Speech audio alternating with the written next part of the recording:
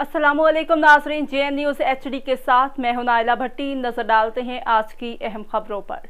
खबर शामिल करते हैं अरब वाला से। हमारे नुमाइंदा मोहम्मद नवाज भट्टी की रिपोर्ट के मुताबिक चौधरी परवेज इलाही वज़ीर आला पंजाब मुंतखब होते ही महंगाई की चक्की में पिसती आवाम की उम्मीदों का रुख PTI और मुस्लिम लीग काफ की मुश्तरका हुकूमत की तरफ मुस्लिम लीग काफ के जिला पाकपतन के सदर राना असफर कादिर फरजिंद राना गुलाम कादिर उर्फ मुन्ने खान की जानिब से इजहार तशक्कर। हमने हमेशा मुस्बत सियासत और अवामी फलाह को मकदम रखा है और इस पुरफतन दौर में इलाके की फलाह और अवामी मसाइल का हल ही अव्वलीन तरजीह रहेगा।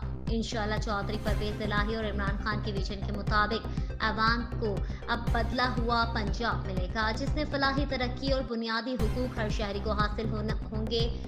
मेरी बतौर काफली जिले सदर इलाका की फलाह और अवामी मसाइल का तदराक ही कली तरजीह होगी, जिसके लिए हमेशा की तरह हर शख्स के लिए हमेशा दरवाजे खुले मिलेंगे। Mohammad Nawaz Bhatti, deputy bureau chief, JN news, अरब वाला।